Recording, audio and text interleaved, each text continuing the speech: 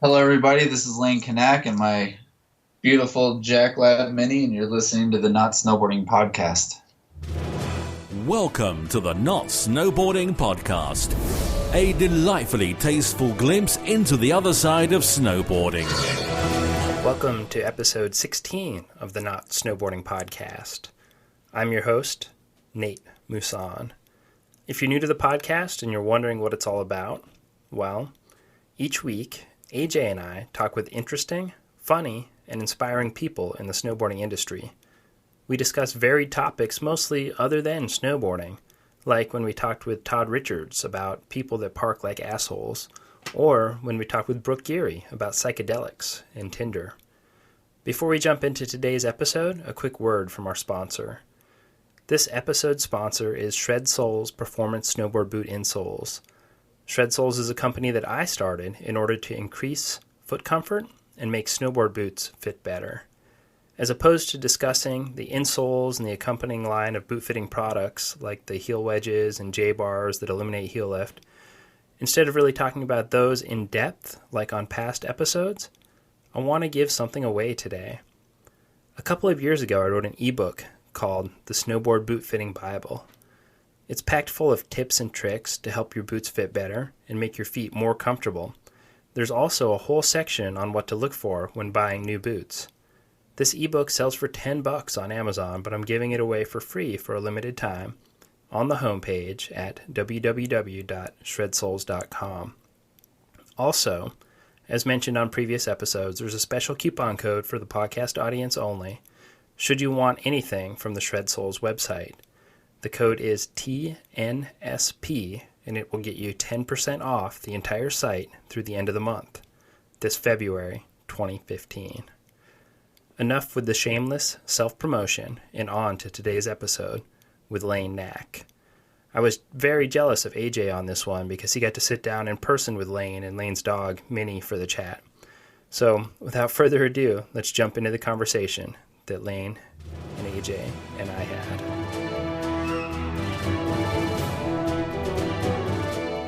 Well, sick. Well, we're at Boreal. So I don't know if there's going to be any background noise. I don't think there will be. Other than Mini, no, there shouldn't be. Yeah, Minnie's not that loud. We have a dog with us. Oh, yeah, I saw Minnie, and you take Minnie sometimes when you're on the mountain grooming, right? Yeah, I've taken her a couple of times. Pretty rad. Have you ever had any, sketchy experiences in the cat? I know once I helped my local park guy here build a spine, and we, basically stuck it on the top of the spine where there was, little to no tread traction at all, and we were just, it was almost like out of a movie. It could have tipped to the left or to the right, and we would have just tumbled, and we had another cat come up behind us and bump us to push us off it forward off the top. Have you ever had anything sketchy like that, or get caught in a slide? Never caught in a slide. Just years ago when we used to actually get snow in Tahoe, there's a few times where there was so much snow and we'd just be climbing the boulevard, the easiest route down, and get up to the top and just drop down the steep trails. You just go down and grab a blade of snow, and before you know it, you can't see out your windshield. You literally are just going downhill and hoping to God that you're going in a straight line because there's so much snow everywhere piled up. And then as soon as you hit the flats, it starts dispersing and you can actually see again. And just a little nerve-wracking because at that point I'd only been in cats a little bit, so it was kind of sketchy. Yeah, just kind of white out, using the force, huh? Yeah, that, and it's snowing so hard you don't know where you are in the mountain kind of thing. Wow, that's sketchy.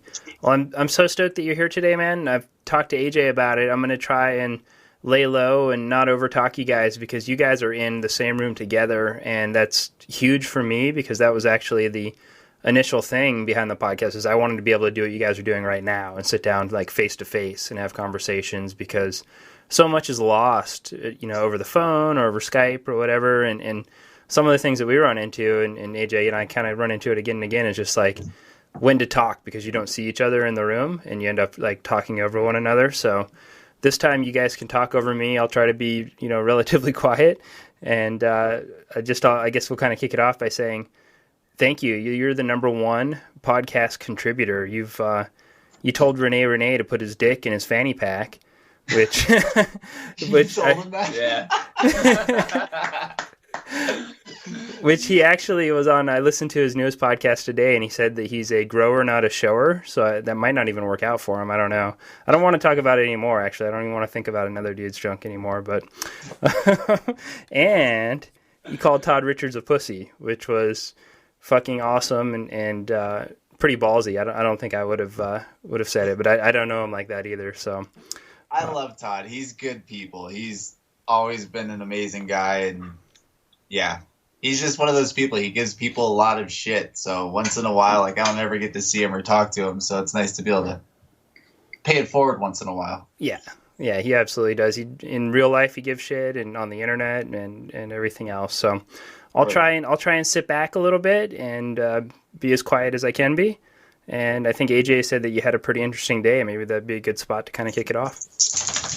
Yeah, do you want to kind of tell us about your day? Because I think I'm always impressed by what you're doing every day and how hard you work and how much you ride and everything. But even today was even a little bit more intense. You want to tell me a little bit about it or tell us? Today was brutal. It was my Sunday, and woke up around like 3:15 in the morning. Took my puppy out for a walk for a little while.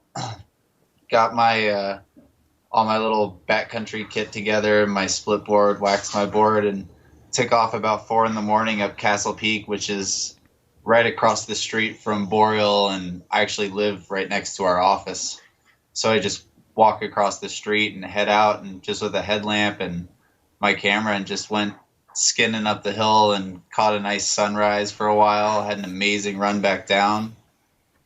Came over, had some coffee, went and rode our park for like 4 hours or so, and then met one of our groomers, Mizzle, and went skinning back up Castle Peak again because he had never been. So we popped his cherry on that one, and went and hung out up there, took another little fun run, and then decided to have a beer and keep the board split and ski back down. The kind of ski boarding, I guess you could call it. It's not really tele-skiing because you're on a snowboard. And then came back to the mountain here and proceeded to go take 2 more top-to-bottom runs with the split board split in half on skis. Sounds like a really fun day, dude. And I have 2 questions kind of about the split. One, I noticed that you don't have it doesn't look like you have a Sparks binding on there. It looks like you might have, is it the Volet interface with like a Burton binding or something on there? Yeah, I have a Volet kit with old pair of Burton Cobra Sharks. Okay. And is that like a split that you made?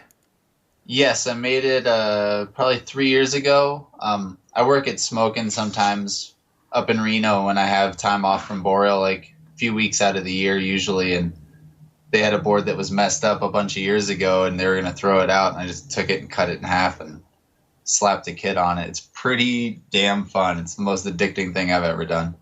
Making the boards or actually splitting? See all the above. Did you actually put an internal, an edge in there, or did you just kind of epoxy it?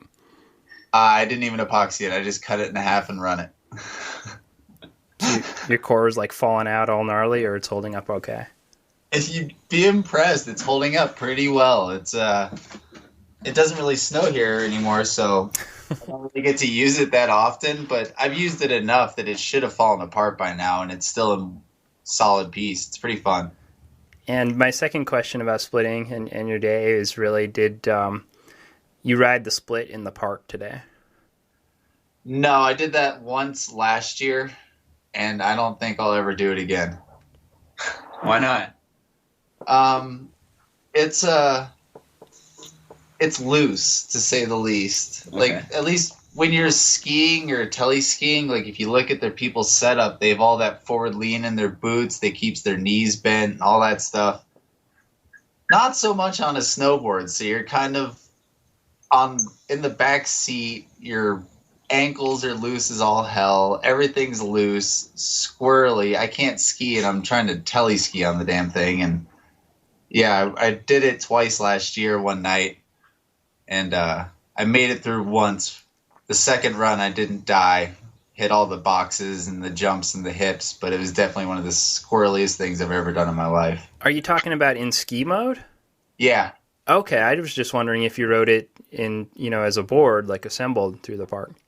No. I've ridden it. If I ever have it on the mountain, I have it split and I try skiing on it just for shits and giggles. Pretty stupid, but it's fun. Exactly. How long have you been splitboarding? Like, how did you get into it, and how long have you been doing it? I've had my split board for about 3 years now, and I got into it. I used to have a snowmobile years ago when I used to snowboard and film and stuff like that, and it was an awesome way of getting around in the backcountry and riding fun, different terrain. And when I started working at Boreal, it sat in my driveway for 2 years, unridden, and finally sold it to a buddy of mine. And I had snowshoes at the time, so I just used my snowshoes a bunch and was really in just snowshoeing around and hiking with them and using those for mode of transportation. And when I saw a few photos of people splitboarding it, talked to them about it, it was really intriguing at first because it seemed like you floated a lot better than you would on snowshoes. And when you got up to the top, you didn't still have some huge pile of junk on your backpack. You just clipped it together and rode it back down. And it just seemed real interesting to me. So when the opportunity came to get one, I guess I jumped on it. Just wasn't sure if I'd have it again, and definitely glad I did. It's one of the funnest things I've ever done. Have you ever had a shitty transition when you're out with like a couple other guys that are splitting, and it's like everyone transitions over from splitting to board mode, and for some reason one of your little latches just won't go together, or a binding won't come off, or something like that, and you're feeling like you're getting left behind? Actually, today was the second time I've ever gone out with anybody else. I'm not that intelligent. I go out by myself every time. Is that pretty sketchy? For those that don't know, like, I'm from the East Coast, and I don't have a lot of backcountry experience. Is that kind of sketchy to do solo missions? Yeah, it's pretty stupid. I don't know, I make myself sound like such a dipshit doing this, but whatever. Yeah, it's definitely sketchy. Like, there's a million things that can go wrong when you're out there, and even like a lot of the time I go out, there's zero avy danger, anything like that. It's just been warm and it's crappy, and there's rocks showing everywhere. There's not even enough snow to slide, but you can always hit a tree, fall into like rocks. Like, there's a million things that can go wrong. I just have always enjoyed snowboarding by myself quite a bit, so it's nice to just get out there and just kind of be with your own thoughts for a little while and cruise around and enjoy it and take lots of mental pictures and just kind of have that stuff for yourself. It's always good to have that. Yeah, I noticed you'll come ride Boreal like after work. I guess you live here, so it's easier for you, but like you'll just come cruise with your headphones at night and just like hot lap no matter if someone's riding with you or not. Is that kind of that time to just listen or just be with your own thoughts and just soulboard? Yeah, well, snowboarding's been my life since I was a child, so it's something that I've always done, always wanted to do, and always will do as long as my body or my job will let me. So, yeah, it's just something that I've always done. It's definitely nice to get peace of mind once in a while, but at the same time, I love snowboarding with my friends. So, if they're here, they're here. If they're not, oh well, I guess, kind of thing. I'll still go ride no matter what. So for those that like don't know, you work at Boreal. Can you talk a little bit about what you do at here and maybe how you got into it? My job here is quite awesome. I'm the snow surfaces specialist, so I'm pretty special, I guess. Apparently, I help out with anything pertaining to snow surfaces. Is a joint group of grooming, snowmaking, and terrain park. So my background is a hand crew in the terrain park, but I also really like making snow, and I spend my springs pushing snow for the summer glacier for Woodward Camp. But pretty much anything that needs doing, if somebody needs an extra set of hands, I jump in with them. If everybody's all good, I sit in our shop and help my boss Matt make rails and kind of just jump in wherever in the 3 departments is needed and do as much as I can to help out and make sure we're always moving forward and help set up events. And yeah, I guess that's pretty much it. So AJ's your colleague, and I'm wondering, what kind of an employee is AJ? Does he show up to work on time? Is he pulling his weight with the rake? What is your opinion of his work so far? It's awesome. He's late when his car's in the shop, but that's to be expected. It happened once. It only happened once. No, it's been awesome working with him so far. He's done it for a long enough time. He knows what he's doing, and he's a diehard snowboarder, and he's one of the few of the guys in the crew. Actually, I guess there's quite a few of them now. But years past, the guys would always just sit around and do nothing until they had to go rake. And like AJ and Joey and Matt and all the guys, they're constantly out taking laps, riding everything. And it's cool because it gives the people a sense of presence from the hand crew in the park. And they're either riding it or raking it or, I guess, watching YouTube videos in the shop. I've heard he's been known to sneak away for a little bit to do a podcast or something from time to time. Yeah, once in a while. It's all right, though, because... No, I'm just kidding. I think it's funny because I have all of them downloaded onto my phone. So I actually, when I'm out working by myself, I just listen to them.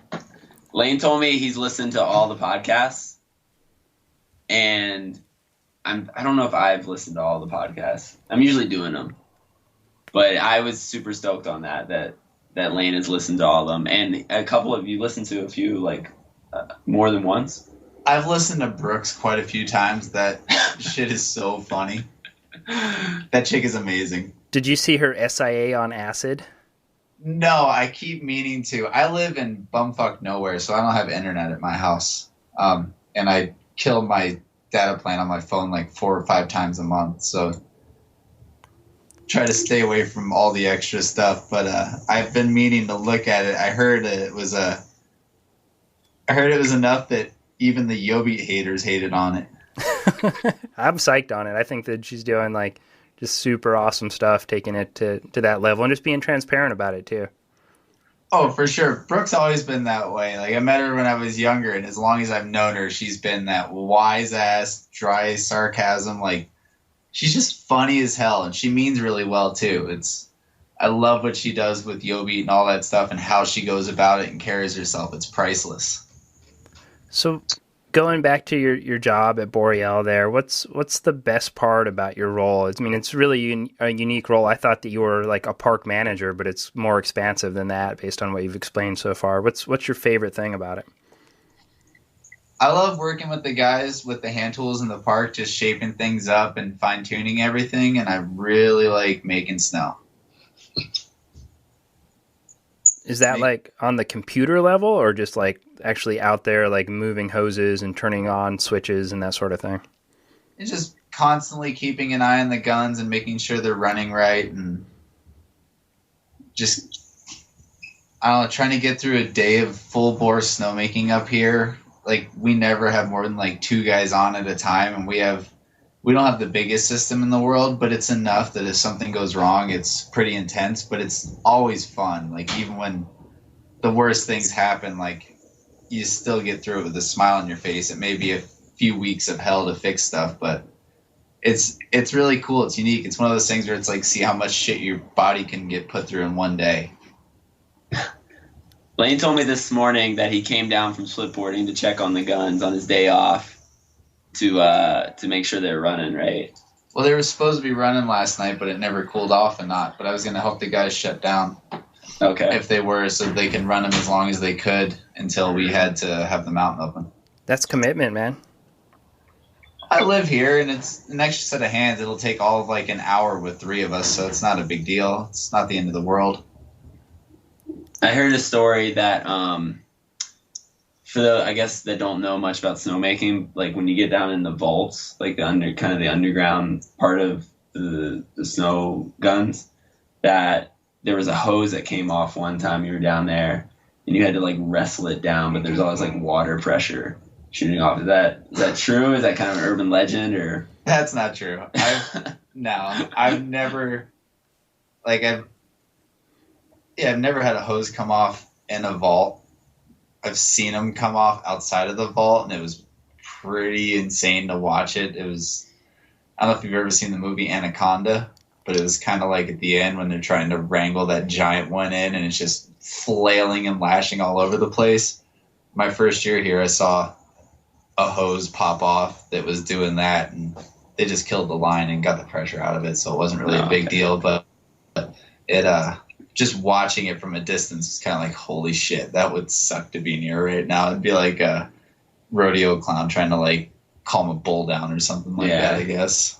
It'd be pretty gnarly. I can only imagine. That's what, when I heard that story, I was like, wow, that's insane. Yeah, no, thank God I've never had that happen to me. We're pretty careful about everything because we're such a small crew. We all got to watch out for each other and double and triple check everything, which is, it sucks that we're a small crew, but it's good at the same time because everybody does that crap just to make sure the next person doesn't get hurt or anything. So before you're here at Boreal, didn't you work at Kingvale? And were you there for a little bit? I worked at Kingvale for a few years.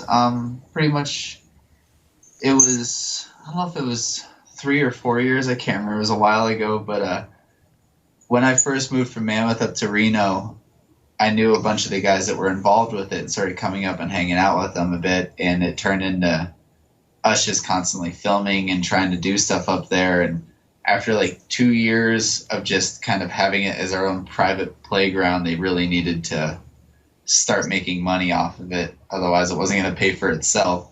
So they started doing the parks on weekdays and tubing on the weekends. So I guess what I did was pretty much I filmed with all the guys that were there every day and did tons of handwork trying to help out in the park and just did bi-weekly webisodes for them. They were all on Snowboarder years ago. But yeah, I guess that's how I got started, and all of it was just filming, editing, and raking over there. That place is the shit. Rest in peace. Yeah, that always like made me. I always looked at that place like, wow, that looks insane. It looks like a skate park, and I really wish I got to ride there, but it looked like an amazing time there. For sure. I always equated it to the Snowboarder Skatopia. Yes, exactly. Very well put. Was it that wild there? Like, oh yeah. It got out of hand there. Like, they would do movie premieres in the summertime and the fall and have parties up there, and even just like going up there on a daily basis and just hanging out. They had the Ewok Village around a mini ramp. It was just like these crazy tree forts around this huge steel ramp halfway up the mountain, and targets and 22s, and just bring beers up with you and hang out and skate, and they had all sorts of like weird motorcycles and 3-wheelers and shit just rallying around all over the place. That place was awesome. It was pretty loose, but that was back when you could be like that. It prees the Baba Land. Yeah. What was your living arrangement like while you were working at Kingvale? It was actually pretty good. I lived in Reno at the time with one of my best friends from growing up, Chris Hatt, who's one of our builders and CAD operators up here at Boreal now. It was, I guess 1 year, I guess I was at Kingvale for 3 years, because 1 year I had a really nice apartment in Reno, and the next year I lived in the ghetto in this just blown out house with a bunch of my friends, and then the next year I had another apartment with just my buddy Chris. But it was nice. I guess I was thinking I had heard somewhere there was a time where you lived in some place called the Mansion. Maybe that didn't line up with when you were at Kingvale. Oh, the Mansion was my first year I lived in Mammoth. Okay. That was yeah, that was interesting. I lasted there for like a month and a half before I got kicked out. Why'd you get kicked out? It wasn't actually anything bad. We so when I graduated high school, my buddies and I had all gone out to Mammoth that spring and fell in love with it, and they were selling those like cheap ass MVP passes back then, and we all bought them, so we had to move, and had no idea where I was going to live, and was talking to my buddy Kyle Clancy, and he had just gotten a place with a whole bunch of other kids from the East Coast, and he said there was an extra room available. So one of my best friends and I from high school were like, oh, we'll take it. And we sent them a bunch of money for a deposit and moved out. And the house was massive. It sat on this huge ass hill. It was just tons of stairs with rooms all over the place. And I think there was like 9 of us living in it at one point. But it wasn't cramped by any means. But the landlord found out about all the people living in there and kind of lost their shit and were going to come up and check it out. So they told my buddy John and I we had to move out. Whose name was on the lease? Catherine Nieves. And was she a snowboarder too, or how does she know all these guys? Yeah, she was one of like the first really good chick snowboarders out of the East Coast back then. She was one of the younger girls that rode for Bert. I guess not younger. She was a year or two older than I was, I think. But it's funny, we get along now, but back then she did not like us because we were young. We just moved away from home and we're kind of little nuts and loved to party and always brought the party back to the house, I guess. And she was never really too psyched on it. Was this back like, because there was a time Mammoth and Grenade was like the Mecca. That was like, Grenade was the hottest company. And Mammoth, I remember going to Mammoth years ago, and I remember seeing, that was the first time I ever saw pro snowboarders. I remember seeing you, and I was staying with these chicks. I didn't really know very well, and I was like, yo, I saw Lane Knaack today. And they're like, how do you know Lane? I'm like, oh, he's in all the Grenade videos. Like, oh, yeah, that's right, you know? But to me, it was like, that was serious. That was going, I don't know, to the hottest place ever. So what was that like being a part of that crew, being around all that? I got a dog on my lap right now, Nate. She just fell asleep. She just squatted here. She passed out. Me. I don't know, that part of my life was rad as hell. It was just super fun because it was a lot of really good close friends that just kind of all got together and worked on this all together as a collective and put everything everybody had into it, whether it was like Danny and his brother and their resources or everybody just kind of dropping their lives and doing nothing but filming and writing and promoting and traveling and doing all that stuff for them. It was like a bunch of the kids doing design and like they didn't have, I think Matt was by far the oldest one for the longest time. And he wasn't that much older than us. He's like 4 or 5 years older than we were. Yeah, you mean Matt Cass, right? Yeah. But no, like those times were awesome because everybody it seemed like nobody really had a care in the world. All we did was, I guess the only thing we ever worried about was snowboarding and just having fun. Where we were going next and what we were up to was kind of just flew by the seat of our pants and did whatever. It was a really good time, I guess. Yeah, it was the best time. Were you involved with any of the stuff that Danny was doing, like Danny and the Dingo, or any of the bus tours or anything like that? No. I traveled on the RV a little bit, not a little bit, quite a bit the first like year or two we had it, and it got too much for me to handle. There were so many people on it, and everybody kind of had a different agenda of what they wanted to do or where they wanted to go, and it kind of turned into a stalemate quite a few times when I was on it. So I just started kind of just cruising places and meeting up with them whenever I could or wherever they were at I would go to and just kind of do it on my own a little bit more peace of mind and all that stuff. What's an example of a time that there was like conflict on the bus over where you were going? People, like, everybody kind of had their own style of riding back then, and I guess it was more or less like you had a lot of kids that wasn't really so much one thing or another. It was just the fact that everybody had different tastes in what they wanted to do. And like there was a handful of the kids that wanted to do everything, but then there was a bunch of the guys that just wanted to sled rails, a bunch of the guys that just wanted to ride backcountry stuff, and just kind of everybody wanting to do different things or go hit different spots and all that stuff. And I don't know, I just kind of more enjoyed doing my own thing and kind of just hanging out with them when I could. After a little while, it was just a little much to handle. You're making up for it now on the split board with all the solo missions.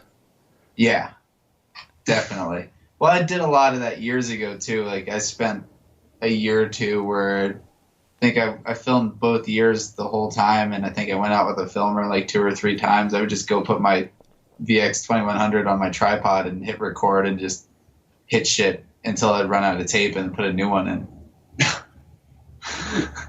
Would you do that around Reno when it got snow, or would you actually like travel somewhere and do that? I did a little bit in Reno, a lot in like South Lake and a few different spots, and I did a lot in Colorado as well. Wow, that's pretty amazing. I wouldn't have that kind of commitment to just to set up a tripod and hope it. I don't know. It's like one of those things. If you eat shit, no one's there to see it. You never eat shit. That's true. I have a friend, Joey Wallace, who listens to the podcast, and almost weekly, if not more frequently, he throws up an edit on like Facebook or Instagram or wherever, and it's like live from Joe's garage, and he's got 3 little quarter pipes, some parking blocks, and a little spine ramp, and he just sets up his phone or video camera stationary. He's got nobody there to film him. I always comment like, oh, I see you still have no friends, but he puts these little edits up together, and it's rad because he's stoked, and that's part of his motivation for doing it, I think, is just because, okay, I can document it, I'm learning new shit, and this dude's like, I think Joey's 40 or so he's still going, still pushing it, and that's the thing that makes him push it, is that he can film it and put something out there to share, and it's rad. You don't need anybody else to film you. Sounds like that's how Todd Falcon does his thing. Yeah, exactly. Is Joe influenced by Todd Falcon? Is that where you got that from? I think Todd Falcon might be influenced by Joe. It's nice to do things on your own. It's I don't know, it's a lot more incentive to not get hurt. It's a lot more incentive to just, like, when you do things on your own, you're more doing it, A, because you love it, and B, to prove something to yourself, I guess. Yeah, you can still do it. You know that you're not doing it to impress anybody else. It's just purely because you really like doing it. Yeah. And kind of see that mentality with some of the companies you're involved with, or even all the companies you're involved with. Like, I would, Smokin, Gnarly, even Dang, or smaller companies. It seems like they're ran by like a couple of dudes that are snowboarders that want to have like good product out there, or have something cool to, just to have it. And they're not like these big corporations or companies. Have you like consciously thought about that? Like some of the companies you're involved with, or it's just sort of natural to you? The only reason I'm involved with those companies is my friends started them. Like Jay from Smokin, I've been close with him since I first moved to Reno, and for the longest time, like in the summers when I was working at Kingvale, I minus the first summer, I was just a derelict. But after that, I'd spend my summers just making snowboards. And like the first year I made boards for him, I was riding for 5150, and it was really weird making all these boards. I never had ridden one, and then he finally gave me one when the 5150 thing ended, and I was like, what is up with this thing? It's an awesome board. Do you like racing border cross? And he was like, really? And gave me one another month later, and it was one of the greatest things I'd ever ridden. And he was like, oh yeah, he said it was too stiff. I made them all softer. Wow. So like Jay's one of those guys where it doesn't matter. Like he makes hands down the best boards I've ever ridden in my life, but he'll make something the way he thinks it should be, and he'll give it to you, and you try it. And if you say anything about it, it's changed like that. He doesn't care, and he'll change it and put it straight into production without like second guessing what you said. Like that's the best thing about Smokin, is Jay's one of the most diehard snowboarders I've ever met in my life, and he does it purely for passion. Like he's had people offer him tons of money. He's like more than enough to retire on to buy the company, and he doesn't care. He'd rather live like a shitbag and just love his life and run his company the way he wants to and do his thing. It's the greatest thing ever. And then like Beresford Dang is just somebody that I've loved watching snowboard forever, and love what he does with it and how he's built it, just fully grassroots. And same with the guys at Gnarly. Like Keegan's one of the raddest kids I've ever met, and just amazing snowboarder and just really good human. And John that runs it, I worked with Ambiguous years ago, and he was the guy who did all that. So I guess they're just all good friends and just down to earth, and family own and run companies is the way to do it. Dang just got slapped with a lawsuit, right? Have you talked to those guys about that at all? I have not, but I saw some really funny Instagram posts. I think it's just so amazing that Oakley would even, like, Dang's peanuts compared to Oakley. Like, that's insane. And the fact that they would get upset over that, it's mind-boggling, but whatever, it's not my company. But I think it's absurd that they're upset over that. They should be flattered. Do you know what exactly it is that Oakley's upset about? I think it has something to do with a pair of shades that is a replica of something that they have. Is it like a frog skin or a razor blade? Or I think it was something like a blade. I think it was one of those glasses. I actually have a pair of them. I'll never let them go. Well, they might be worth a lot on eBay here really soon. Who knows? Yeah, actually, I might have to steal them back from my ex-wife. They're insane, though. They're hilarious glasses. They look so good, but like I said, Oakley should be flattered over that somebody is trying to make something to bite off their stuff other than getting upset. It's just, they're a big company. I just don't get it. It's not like Dang's going to outsell them. Yeah, it's crazy to me. I mean, you think about like patents, and I've been through it with my insole company to some extent. Definitely haven't been sued. I don't even want to like bring that up as a topic, but I went through the whole rigmarole of like getting a patent, and it's BS. Like, who owns the patent on a fork? Who owns the patent on a spoon? That shit doesn't matter. I think the patents are immoral for the most part. I think it's immoral to say that I have an idea and I own it because I paid a bunch of money to own it. And if you want to use it, you have to pay me. It's like a litigious lawyer game. It's bullshit. We should all just be psyched. I mean, there's obviously some reasons for it, and there's some lines, some places where it makes sense to an extent, but even then, the patent laws expire after a certain amount of time, right? Like in the drug world. I forget how long it is, but you definitely have to reapply for them ever so often. That sucks, man. I wish best of luck to those guys. I'm wondering, with the fact that you worked at Smokin, or are you still working there? I usually get about 6 weeks off a year in the summer or fall from Boreal, and I'll usually take the first and the last week off, and then I'll go make snowboards for 3 or 4 weeks if they still need a hand, because that's kind of like the high point of production for them. Sure. Do you make your own board? I only made a few of them this year. Last year I made almost all of them. And are you like kind of like the way you were saying with Jay earlier, like, oh, it's too stiff, too soft? Are you able to like real time like make a board and go, this is what I'd like, this is what I'd like to change, and then like physically implement that change yourself?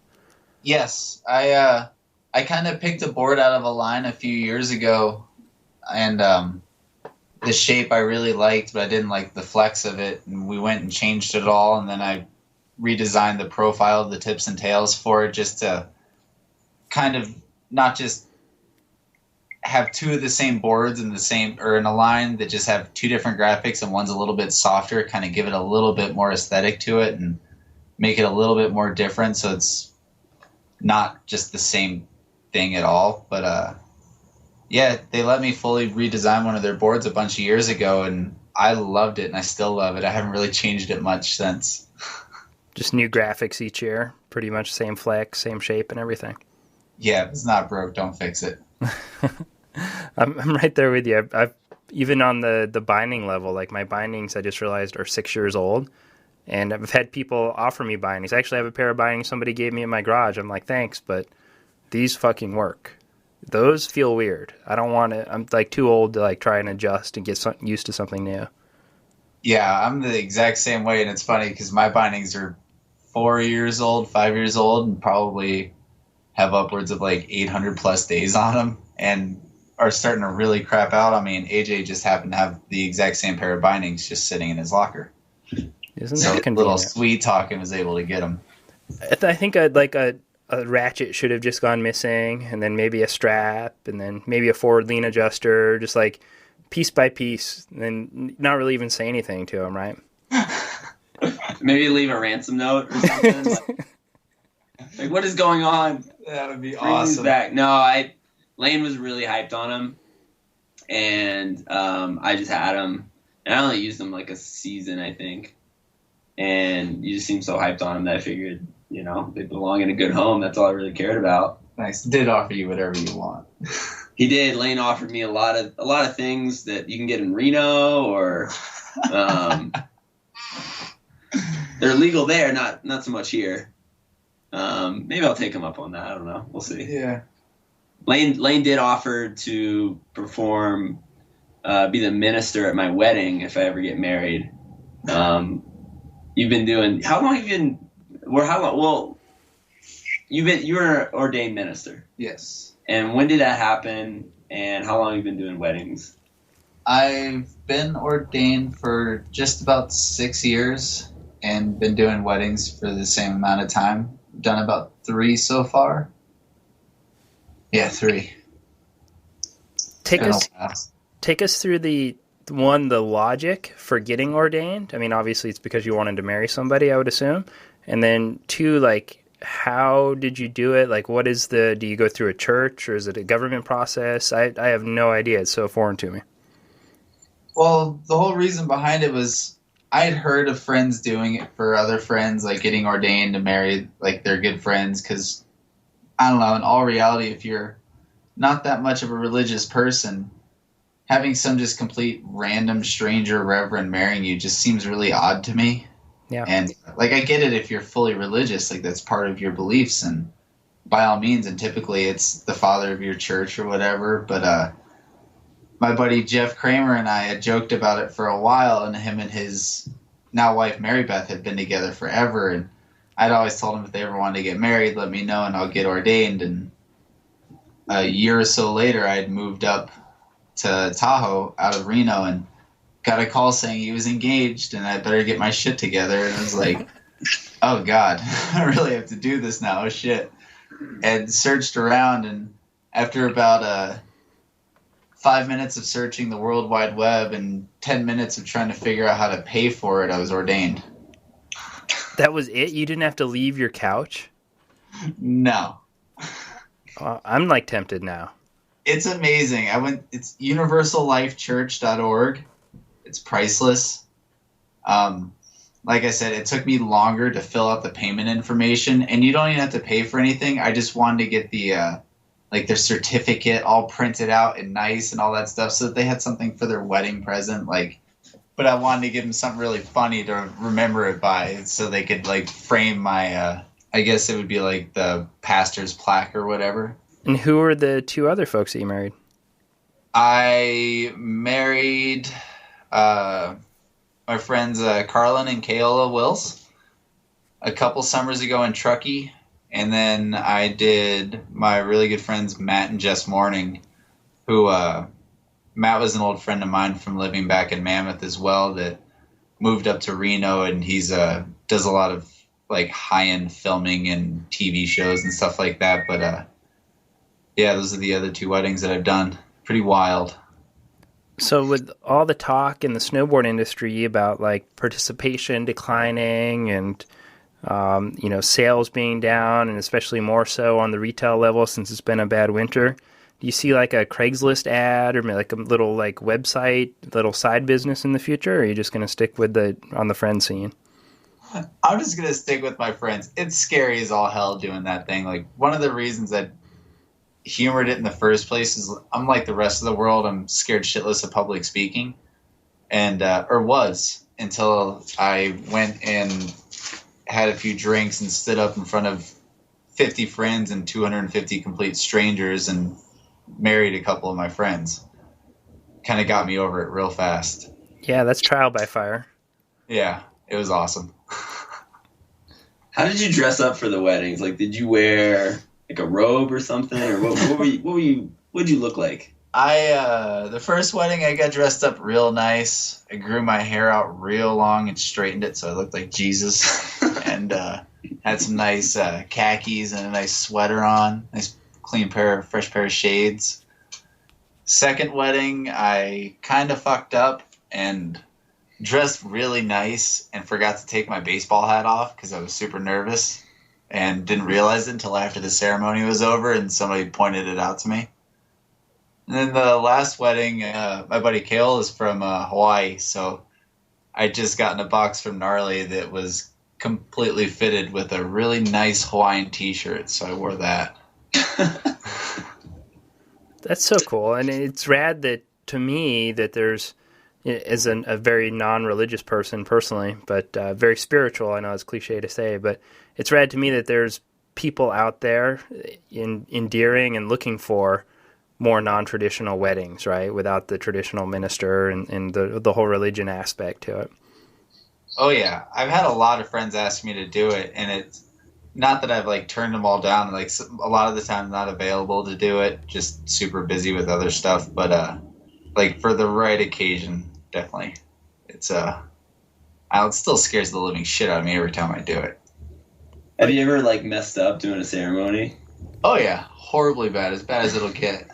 Like what happened? Well, the first wedding I did, I made the mistake of, it's not so much procrastinating because I'd worked on this. The wedding was in the fall down in June Lake, which is right next to Mammoth, and I was working up here and making snowboards too. So I was all my free time I was sitting on my computer reading other people's ceremonies and like trying to figure out what I was going to say. And I'd probably spent like 5 days a week, 2-3 hours a day for 2.5, 3 months on the ceremony. Like put a lot of work into it just because I didn't want it to.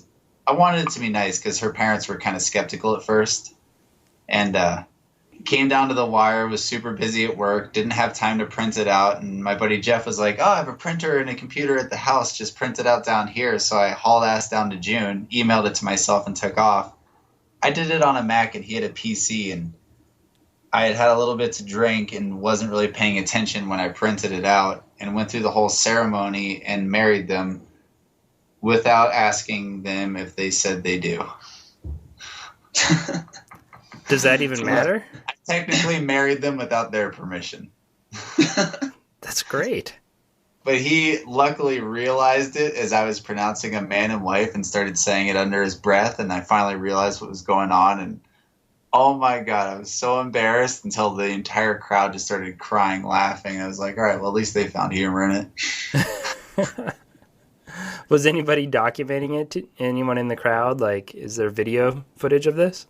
I bet there is. I never asked. I never wanted to see it. I was so like pissed at myself for doing it, but it was just really funny because her family was pretty religious, I believe, and wasn't really too sure. It's not that they were religious. They just weren't sure about me doing it at first because they'd never really met me or anything, and I totally understand it. But after the ceremony, a few of her family members came up and told me it was the best wedding they'd ever been to, and I was just like, why? And they were like, it was so funny when you messed up. I'm like, oh, thanks. Well, what you did is you really personalized it, and because people go to weddings throughout their lives and they pick up on the patterns on how they're similar. Or this one's Catholic, I'm going to stand up and sit down a little bit more.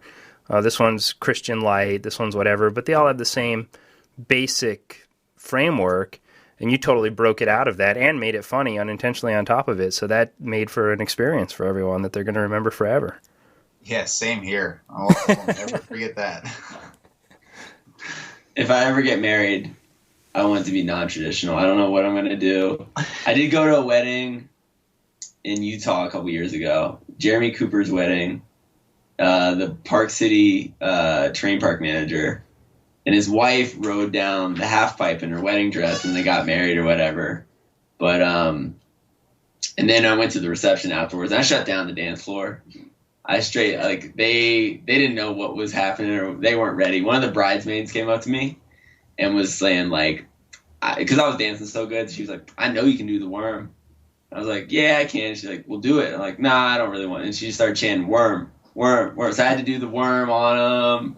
And I was hitting them. All the girls wanted to dance with me. It was like people were pulling me away. It was crazy, but it was so fun. And I was like, this is the kind of wedding I want to have. It's just everyone's, I don't know. It's just different and really fun and just a big party and not so like people are dressed up as nice as they can and feeling uncomfortable. Yeah, I don't do the real whole dress up really nice thing that easily. It's kind of against my religion. But no, seriously, I don't know, to me, weddings are supposed to be fun and funny at the same time. Like when I got married a few years ago and we went to, it was like kind of a joke in the morning, and I got home and my lady at the time was all dolled up and I got off work. She's like, let's go do this. It's like, all right. We just went into Reno and went and got the papers signed, and then went to the Arch Wedding Chapel down on Virginia Street and got hitched by some random ass person, but it was still super funny. And I think the funniest thing about it was afterwards, or when we got there, it was in like the heyday of Facebook, and I signed. It was when everybody was on to signing in when they got to some place, like, oh, I'm here, this is awesome. I signed us in at Arch Wedding Chapel, and we walked in and we walked back out, and I turned my phone back on. And I had so many comments on it, like, are you fucking kidding me right now? What are you doing? I'm not invited. Like, kids all pissed off at me. I was just like, oh, God, maybe I shouldn't have done that.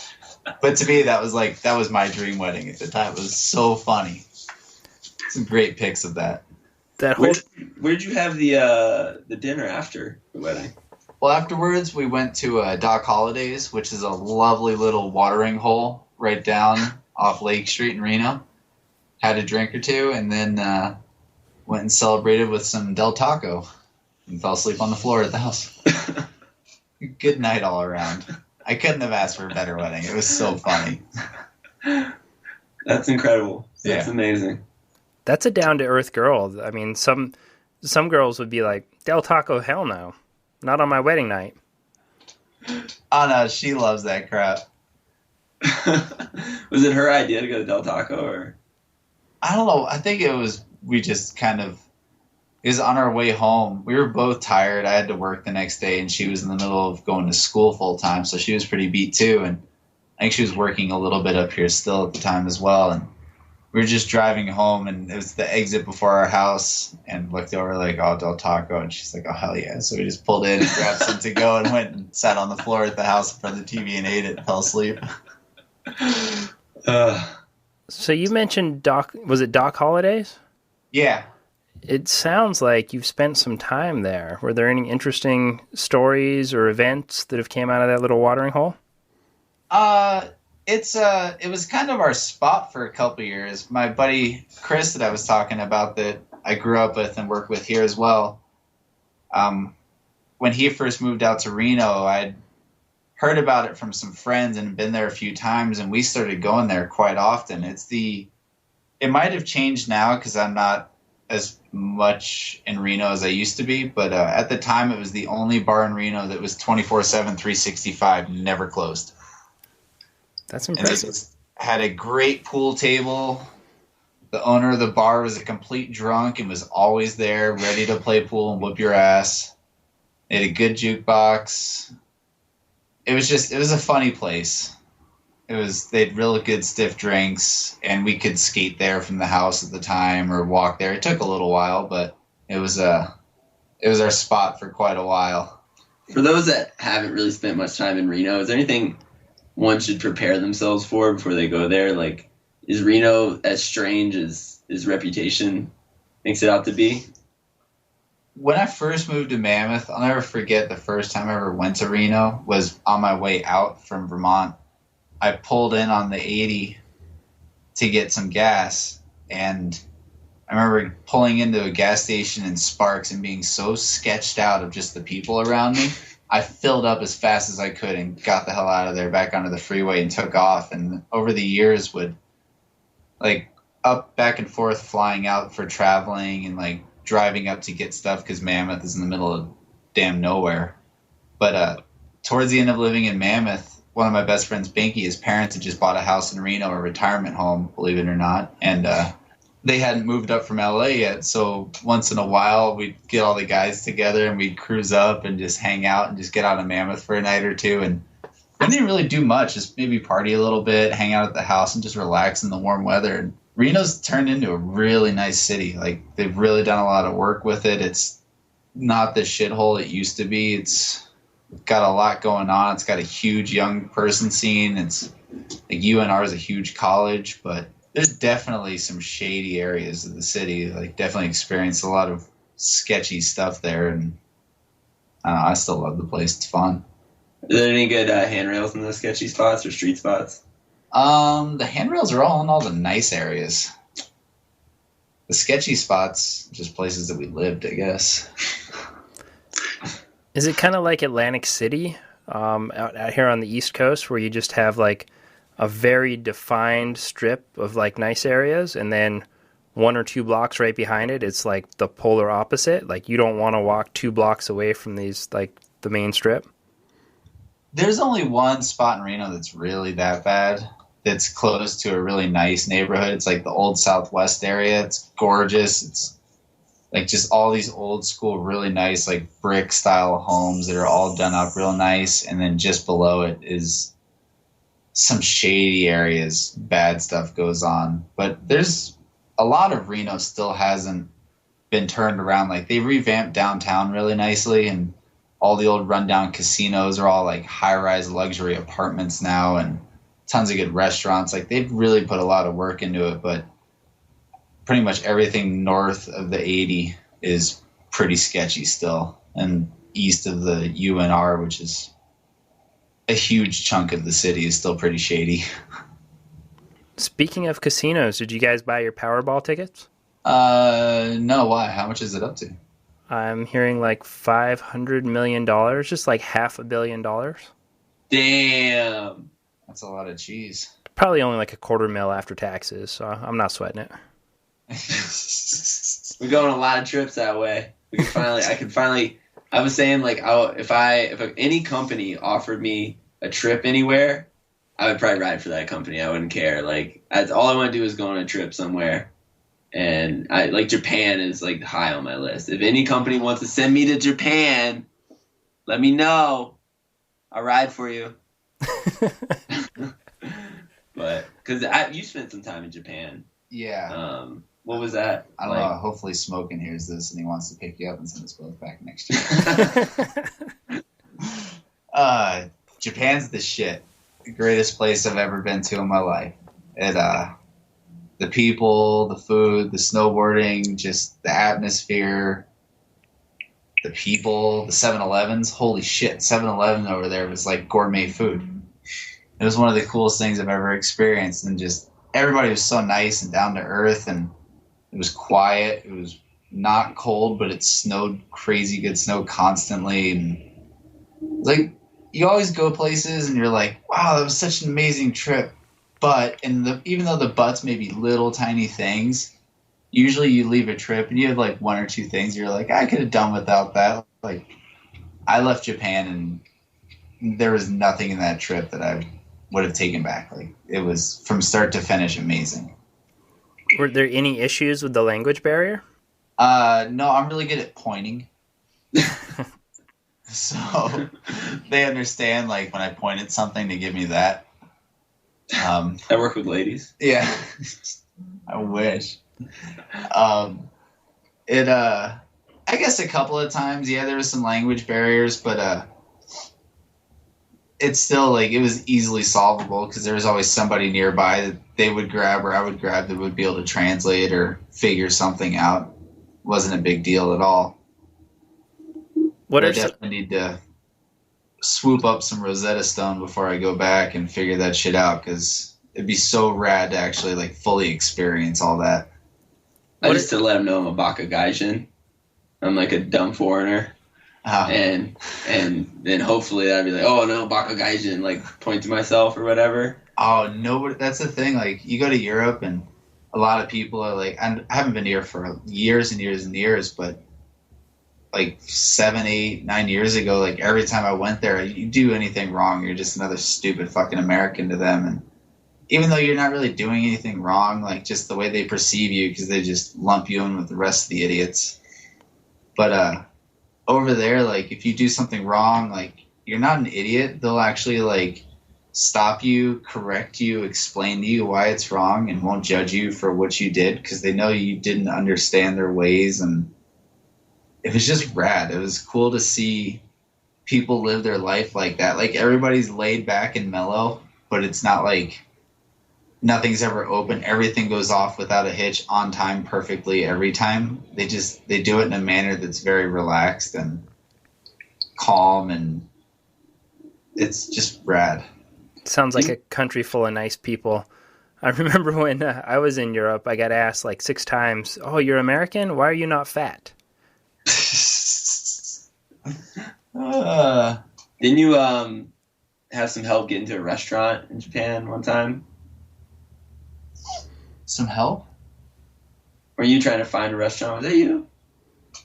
That story? There was like a man, you went to the wrong restaurant and some guy helped you? No. When I was there, we had this guy that kind of took us around and spoke really good English. Actually, 2 guys that spoke really good English, and they just kind of dealt with everything for us. Okay. It was pretty badass. The only time I ever had trouble with shit was at 7-Eleven, which we went to twice a day. But like I said, it's gourmet. Like, what kind of Slurpee flavors they got?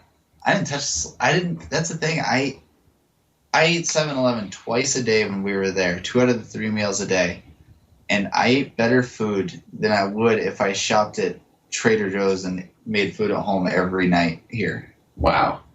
Like, the food there was, like, they had a lot of really weird shit, like Mountain Dew flavored chips and stuff like that. None of us would dare touch it. We were always just like, holy crap. Like, I have so many photos of all the crap on my old phone. But, like, you go into 7-Eleven and they have, like, like, you go to 7-Eleven in the States and you walk in and they have all, like, the big bites and all that bullshit up in front. Like, this is, instead of big bites, it was, like, rice and sushi balls. And, like, instead of cheap ghetto coffee, it was, like, really gourmet, like, flat white style, like, Cafe Americana. Like, the coffee coming out of 7-Eleven there was better than going to, like, a coffee shop in the States. It was a trip, because I had heard stories about it going over there. And I went with Deadlong, and he was telling me, Justin Benny was like, dude, it's the greatest thing ever. Just wait till you get to the 7-Elevens. It's all he talked about to him before we went. And the whole trip over, he's like, man, I don't get it. Like, what's the hype on the 7-Elevens? And we got there and went straight to one, and we're kind of like, holy crap, this is no joke. So some entrepreneur over here could just, like, open a Japanese-style 7-Eleven and probably kill it. Yeah. It would take out, like, out here we have Wawa is kind of like the premium gas station that has, like, decent food, you know? It's not like old and crusty like the 7-Eleven hot dog that's spinning on the roller in its own grease forever. It's like actually like fresh food, relatively. It sounds like that would blow it away and bring a whole new audience. Like, the organic hippie vegans like myself would be, like, stoked on 7-Eleven finally. Yeah, but they still wouldn't eat it. Because it's 7-Eleven. Oh, yeah, you got to fight the man. Yeah. I don't know if it would work in the States. I really don't. But it'd be awesome to see, to try, just because this place is in such shambles because of garbage like that something really does need to give like that. We'll make it 8-12 and we'll get sued by 7-Eleven. I mean, those, from my area, even like Mid-Atlantic, have been to Sheetz. Sheetz is kind of like Wawa. It's like a gas station, but they have food, and I wouldn't say it's like really nice food, but it is like super convenient. They're always open.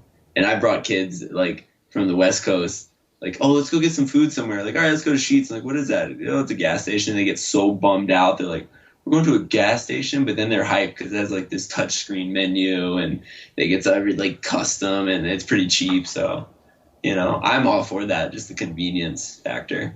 Touchscreen menu. That brings me back to one last thing about Japan. The vending machines there, they have canned warm coffee.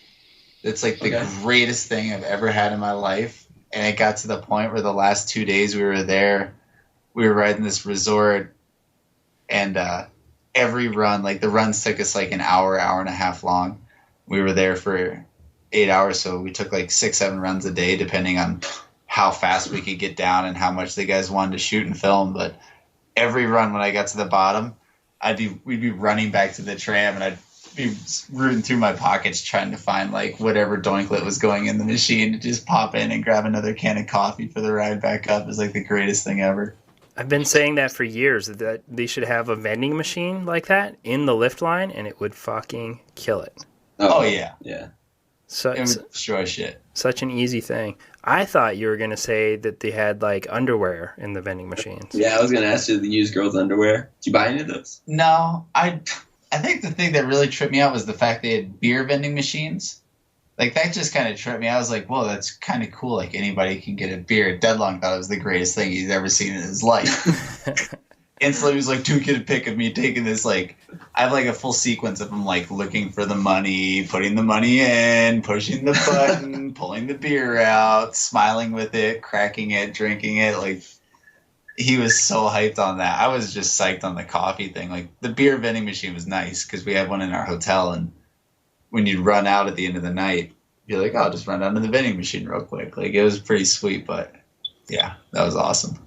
When I went to Germany, that was the whole reason we went to McDonald's, was to get a McBeer. They sold beer at McDonald's, and I just thought that like that was like the coolest thing, because you can't get a beer at McDonald's in the States. Yeah, that I think we were in Switzerland when I was like 15. Went to a snowboard contest over there, Junior Worlds. And I remember stopping on, I forget where we were flying out of, it was so long ago. But we get to the, like, near the airport, and we all walk in, there's a McDonald's. And I've never been able to eat that crap. Like, I'll eat French fries.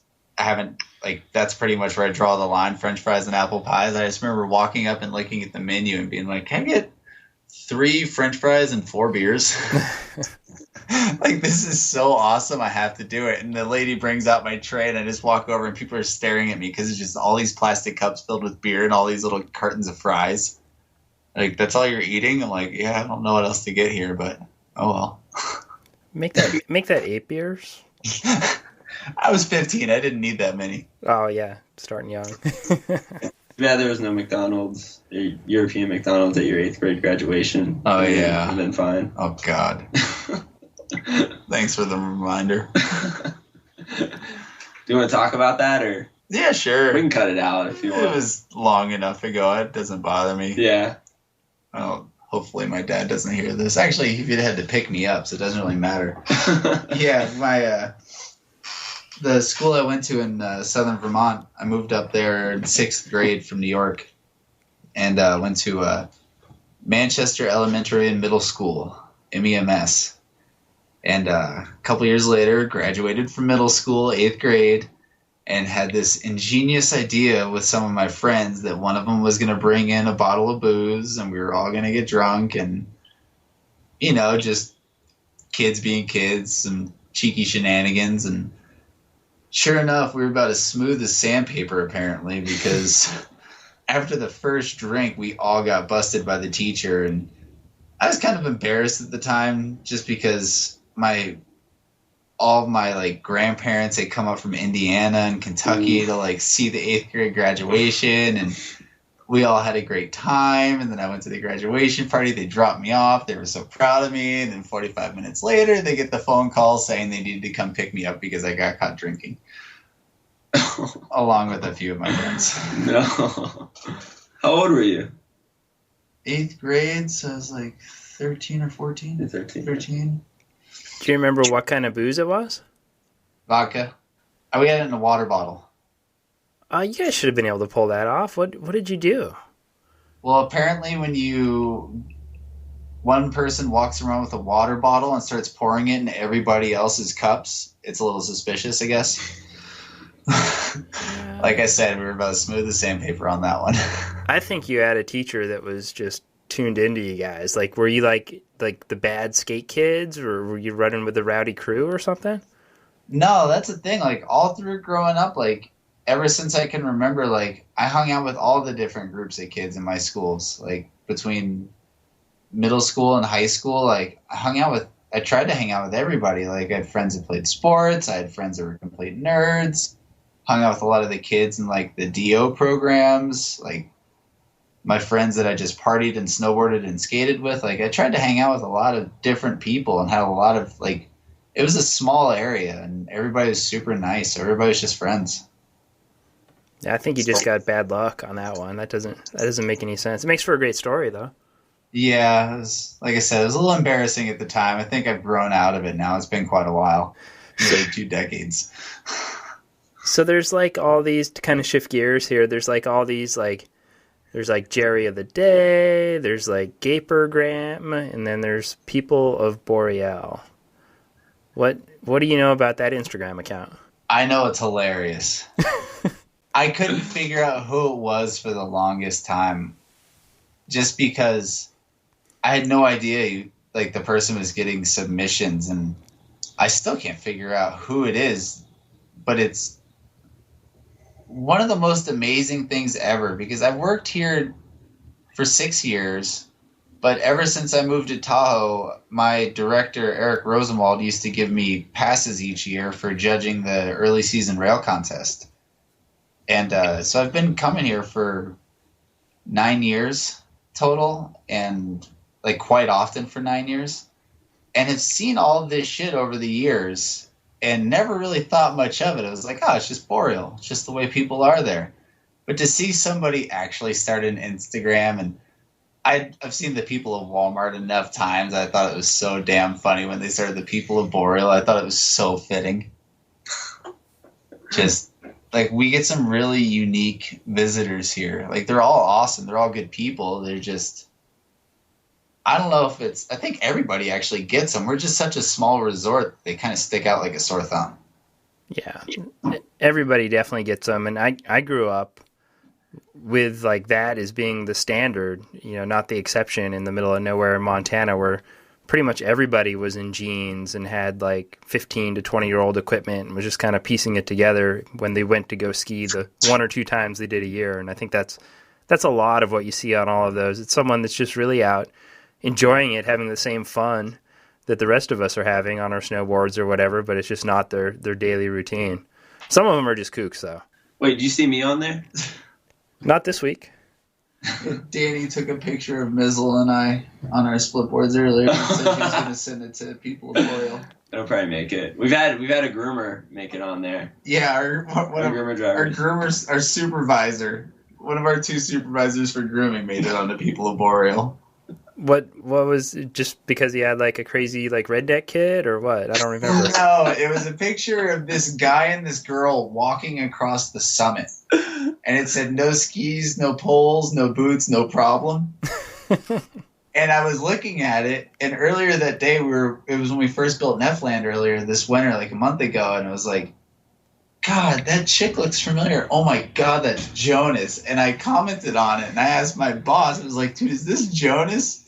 And he's like, I think it might be. And then one of our buddies was like, oh, that's for sure him. And I saw him a day or two later, and I pulled it up, and he was like, oh my God, are you serious? He was doing swing shift grooming. So at that time of day, we have the outskirts of the mountain open. So he groomed one side and was going to the other, and his girlfriend had come up to see the sunset.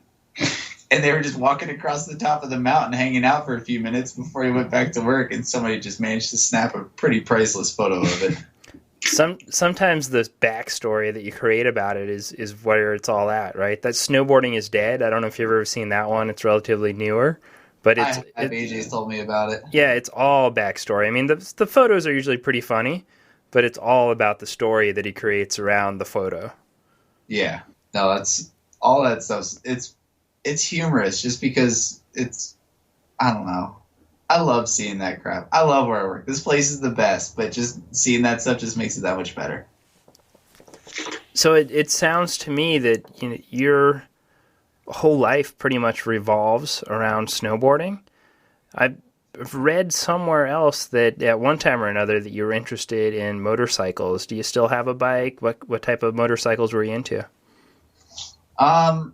I'm into all sorts of motorcycles. I've had them for years. I was really into sport bikes, like crotch rockets when I was younger. And big mistake. Those things are so much fun, but goddamn, they're just a death wish. But a bunch of years ago, this old girlfriend I had made me sell my bike because she thought I was going to kill myself on it. So I got rid of it, and then... Was it a Yamaha or Suzuki? I had a Suzuki GSXR. 600? 750 frame with a fully done up 1100 motor. It was pretty stupid. Yeah, I didn't know what I was doing. I guess I was young. I watched way too much MTV and saw way too many juvenile movies or videos and wanted a street bike. And the only thing I could find was a track bike that my buddy was selling. Had no idea what it was and bought it. And yeah, that was that. And I didn't take it out once without nearly killing myself. And I rode it constantly, so it was a little sketchy. Oh, okay. I thought you meant like the very first time you nearly killed yourself. You're saying like every time something crazy went down. Yeah, it was like just beyond stupid. It was a track bike. The kid he raced and had a bike replica built of his track bike and just put a different fairing kit on it so he could put plates and blinkers on it. Had it registered as a 750. Like the bike was a full sham, but it was full Frankenstein bike. Like it looked like crap, but oh my God, the thing screamed. It was so fast. Were you into doing wheelies at all too, or was it just purely about the speed? Purely just being an idiot going way too fast. Like the front end would definitely come up all the time, but it was completely on accident. Right. It was just powerful. You just punch it and it would just come up off the ground. You'd be like, oh God. Were you like me? Are you into like back roads and turns and like tight twisty stuff, or was it just like how fast can I make this thing go? It's more like how fast can I make it around this corner? Yeah. I'm so thankful I got rid of it. I'd love to get another one someday, but nothing like that. But yeah, these days I bought a couple Yamaha XS400s, like 1982, just old school road bikes a bunch of years ago. And I've slowly been like just chopping them up and making them real fun and different. And I'm actually trying to sell them right now so I can get a bigger one. I want to get something more cruisy. My boss and a couple other friends have bigger bikes and they do some nice trips in the summertime. And like my bike's fun for a couple hours, but after a few hours, your ass is numb and you're afraid the thing's going to fall apart. And it probably tops out around like 60, 65 or so, huh? Actually, believe it or not, it's pretty damn fast. Like it's not quick off the line, but it'll do a little over 100. Holy shit. Yeah, it's a really good bike. It's geared really well. And it'll mob. Like from Reno, I used to ride it up to work a little bit, and I can keep it well over the speed limit all the way up the mountain from Reno to Boreal. It's a fun little bike. It's just, I've been working on it for like 3.5 years, maybe even longer, and still haven't finished it. Like I still ride it, but it's like always working on something, trying to get it to do something different, and just kind of fed up with it, want to do something different. Always messing with the carburetor.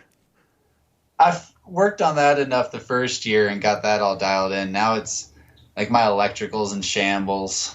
It's just wires everywhere. It looks like a rat's nest. What year did you say it was again? It's an 82. Huh. I had an 81 Yamaha, similar style bike as a kid, and the thing that kind of sparked my memory about it, you said the electricals in shambles. It didn't need a key to start it. You just kick-started it. It had the key slot, but I think that's how the bike eventually ended up getting stolen, is because I would ride it to middle school, and I told enough of my friends, and it was like a unique enough thing that, you know, somebody's riding a motorcycle to middle school. And then I've told like enough of my friends, and word got out that you didn't need a key, and then all of a sudden it was missing, and no more cool motorcycle stories in middle school. Yeah, mine doesn't have a key either. I cut the ignition out, but I have a hidden switch on it that you have to flip to actually trigger the electrical circuit to start. That's what I needed, but yeah, I wasn't that smart. I didn't have a choice. I didn't have a key for it. I had to do something. Well, that's rad. Any other bikes on the horizon? You said you're kind of looking at something. What are you thinking? I don't know, really. Something that's just a little bit bigger, a little bit more powerful, and I can just go a little bit longer of a distance on. Just something comfortable, I guess, that I can slowly chop to pieces and make look like garbage like my last bike. Sounds like you want like a Ducati Monster. Oh, God. No, something more like a, I don't know, 80s Harley or something. My boss keeps trying to get me to buy like old like shovel heads and pan heads and stuff. Like he texted me a photo of one this morning. He's like, I'd buy this if I were you, just saying. Like, no, like I like those old bikes, but I'm not into like I don't know. I guess the scene of the dudes that ride the old bikes. Right, you're not gonna like wax your mustache before you go to get on your bike. No, like, don't get me wrong. We got our own motorcycle club out here. Like, we're pretty heavy in the area, but we're, yeah, nah, I don't take it that far. What's the name of the club? Death Diggers? Death Diggers? Yeah. Is it like all park crew guys, or like? Or It's just, Matt, one of our old cat operators, Timmy, who lives in Pennsylvania now. He's the head builder at Seven Springs. Our buddy Stu, who works at North Star, and his wife Katie. Okay. But, yeah, like, we're legit. No big deal. I'm gonna have to shout out to Timmy this weekend, man. I ride there every weekend. Hell yeah, Timmy is the man. I love that kid. Can AJ get in Death Diggers if he rides on the back with you? Yeah, for sure. He's just got to get a tattoo. I have a tattoo. He's got one. One tattoo. A Death Diggers tattoo. Oh, I'll get a Death Diggers tattoo. I've been wanting to get another tattoo, and that sounds amazing to me. Death Diggers, I'm down. Yeah. DD. Oh, it's a horrible logo, but it's horribly awesome. Okay, yeah, I'm down. Yeah. Does it matter where? Because I've been wanting to get a face tat. If you want to get it on your face, more power to you. Or neck or something. That would be awesome. I'd be hyped. Okay, I'll look at it and I'll decide where. You get a face tat, it's guaranteed rehire. Oh, there you go. Next season. Oh my god. So, Lane, since you've listened to the podcast, as we're kind of winding down, you've probably heard this question before. But if President Lane was going to go back and tell, like, young Vermont Lane something about his future life, what would you tell yourself? It's kind of difficult. I'd tell myself never to let anything having to do with snowboard ever, like, jade me on anything, upset me about it, because when I moved up here, I was kind of at my wit's end, and it sucks to say, but I was like, I wasn't over snowboarding, but over doing it for a living and over the constant struggle.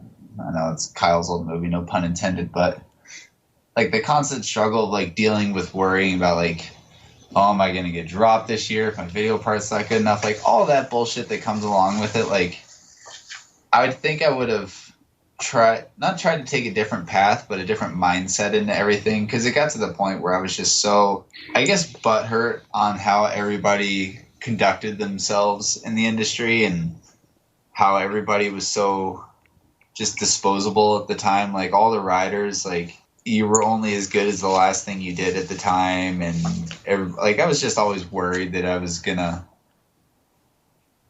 I don't know, get just clipped by all the companies I was riding for. And like I had a condo at the time, so I was always stressed about that. Like, oh, I can't, like, gotta bust my ass. I can't, like, I gotta be able to pay my mortgage and shit like that. Like, I don't know, just the way all my friends got treated over the years and just watching people just expendable to all these companies. And they would literally go out and just destroy themselves for these companies and they would get hurt and boom, clipped and onto somebody else. And it was like, what's like, it pissed me off super bad. And it really put a bad taste in my mouth. So when I moved up to Reno, I kind of got away from all of that and did my own thing and just kind of lived off what I made off selling my condo at the time. And I think I would have taken a different route and a different thought process into all of that and not let it bother me as much, but then that's kind of immoral. So well, it's interesting that you said that, especially the way that your friends were treated when they got hurt and just kind of like just about working on your own mindset. And one of the things that a lot of people that I've talked to and have probably even held me back to some extent in what I was willing to even attempt on my snowboard over time was, can I afford it if I get hurt? Do I have health insurance? No. And that's a crazy thing that's going to weigh on a lot of people's consciousness as they're getting ready to drop in for whatever, especially at like 18 years old, 19, you just got dropped, or 20 or whatever it is now. And I know that thanks to all the quote Obamacare that now everyone has mandatory insurance, but that's a real issue for people. It's like weighing in the back of your mind. You're thinking like, oh, if I fuck this up, I'm going to be fucked. And your brain's hearing, fuck this up, because you're thinking about it. You can't even have that in the back of your mind. So I think that's like amazing advice, like just to focus on the fun of snowboarding and put everything else aside. Yeah, I learned something pretty rad from a lot of friends, like that I always took to heart. Two are the main things, and it really helped me never really worry about that whole, like, am I going to get hurt thing.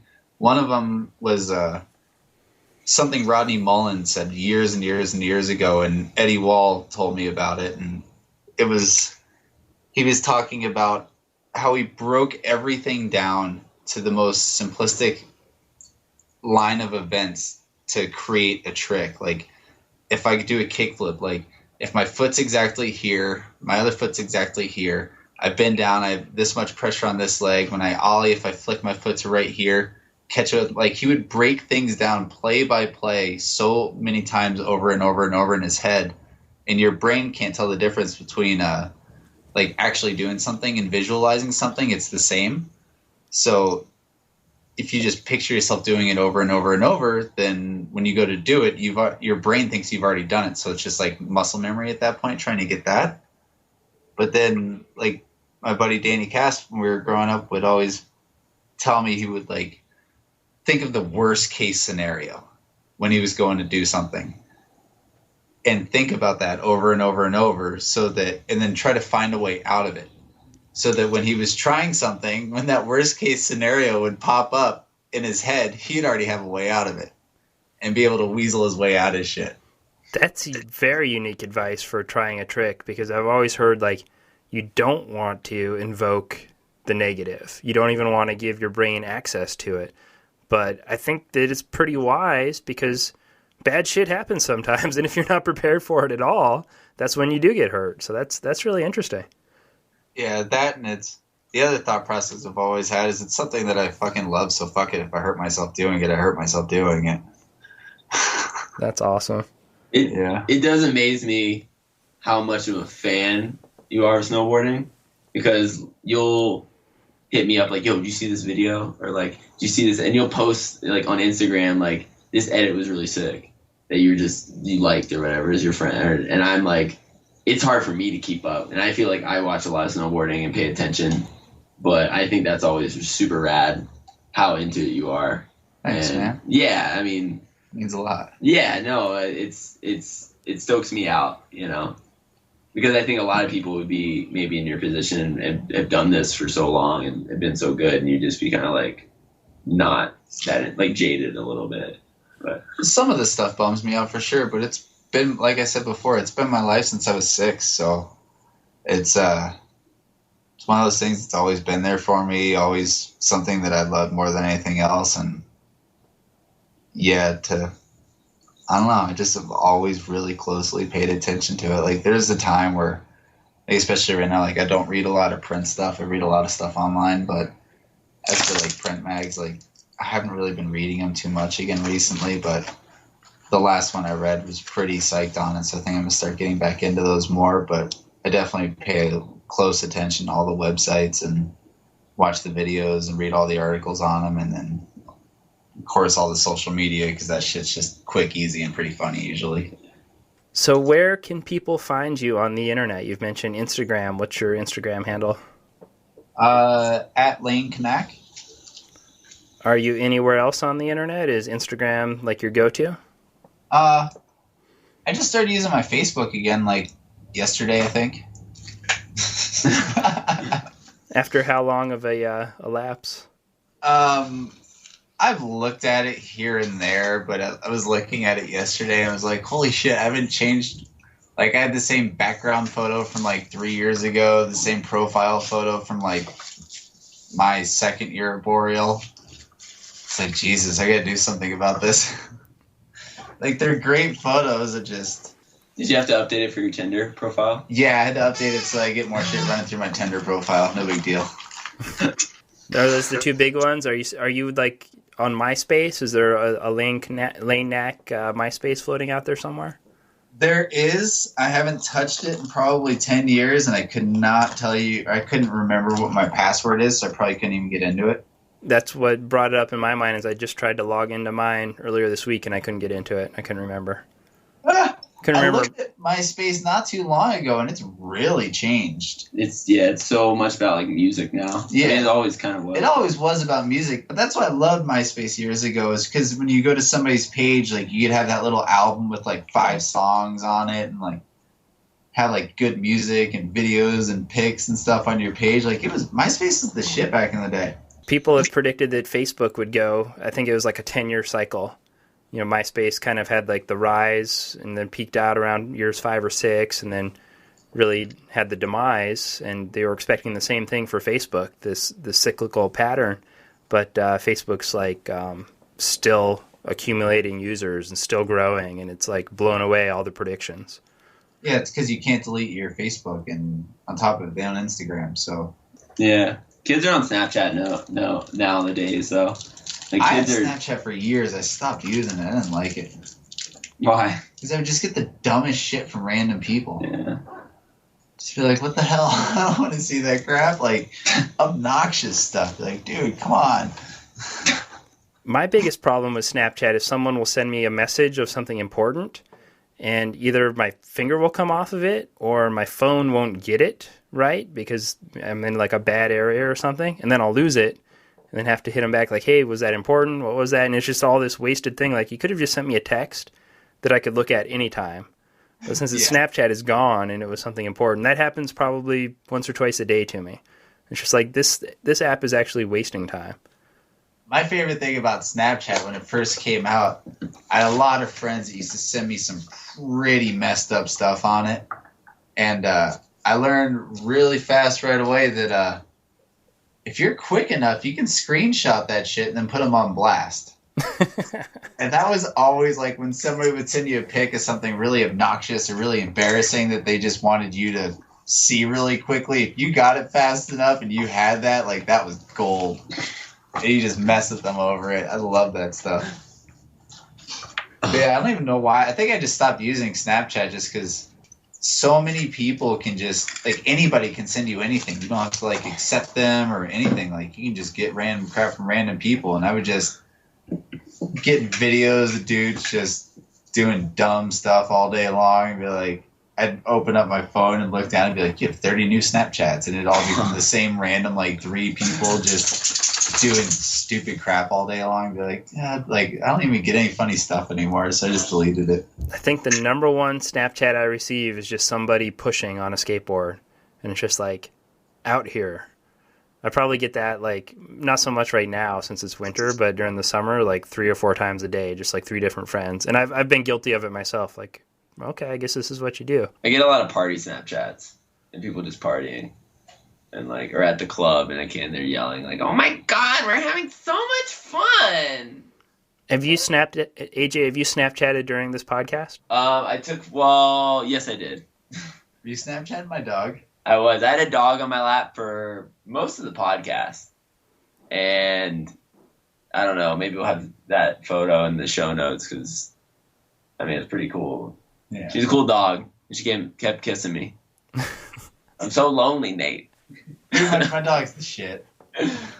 It felt good to get kissed by a girl, Nate. I'll tell you that much. Lane, AJ, I think we did it, guys. Are there any closing comments or anything else we need to touch on?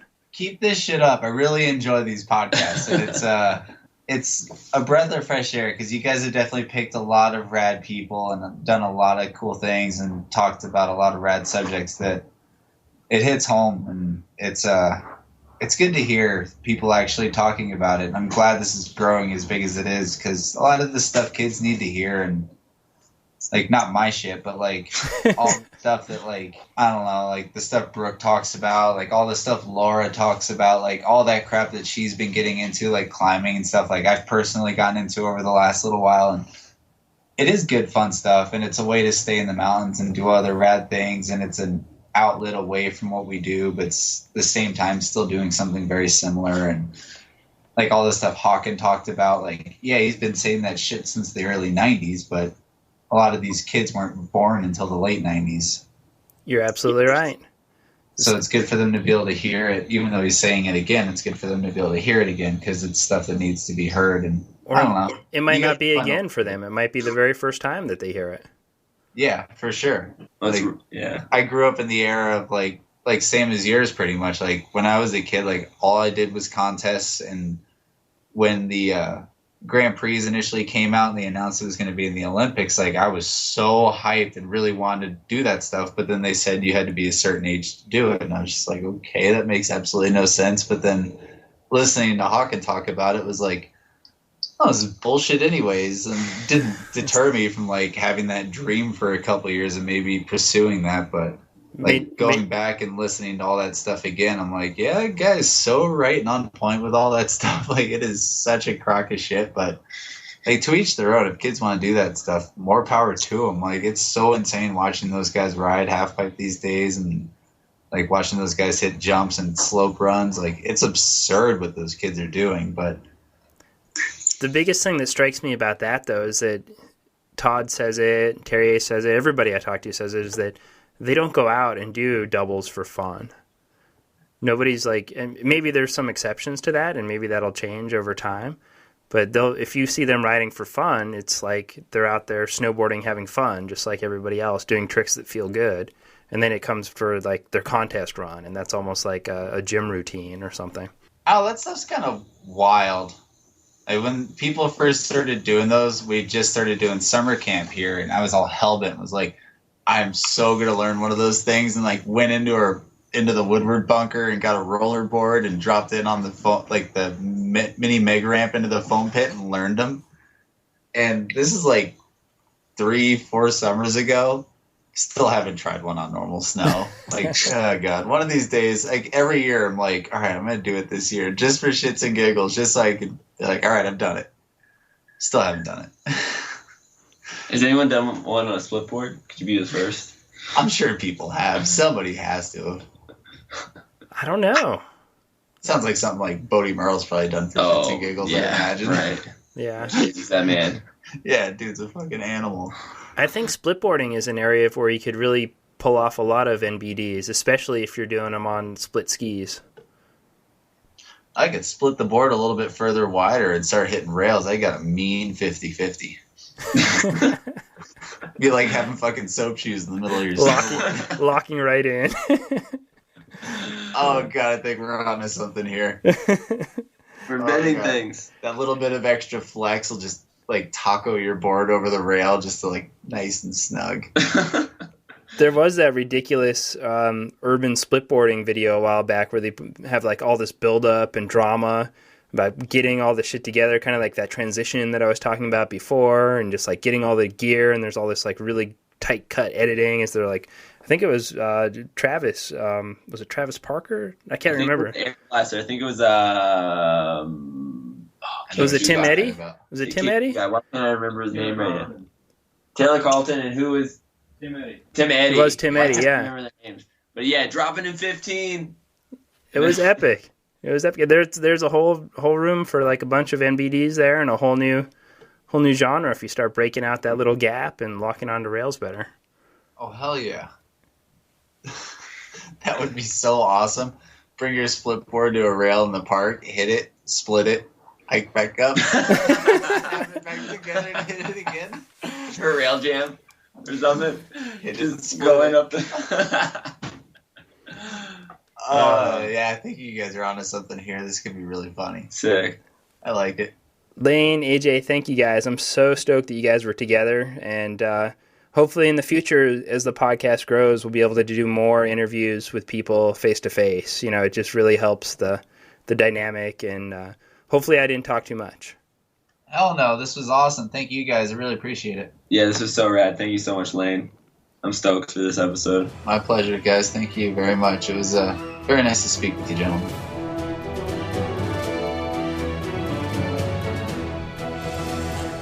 Make sure and go to the website, www.thenotsnowboardingpodcast.com, and check the show notes for all of the links to the companies that Lane mentioned in the episode, the urban splitboarding video, and a picture of AJ with Lane's dog in his lap. Also, head over to the Shred Souls website and get the Snowboard Boot Fitting Bible ebook for free, and use discount code TNSP for 10% off the entire site. Thank you so much for listening. If you're enjoying the show, please subscribe and leave a review in iTunes. like this recent one by an iTunes user named Skullfish. Really enjoying listening to the podcast. It's really the first one I've actually tuned into. This reminds me of a skateboarder, snowboarder, or surfer's NPR. The real NPR is boring, and I get sick of it. TNSP is special. I like where it's going. I've learned some new things that I had not really given any thought to before. Skullfish then goes on to say thanks and expresses that he or she likes that there is no annoying donate now ad either. Thanks for listening, and thanks for the review, Skullfish. Join us next week when AJ and I chat with Jeremy Jensen, the founder of Grassroots Powder Surfers. Peace. Thank you for listening to the Not Snowboarding Podcast. To hear more episodes, go to www.notsnowboardingpodcast.com.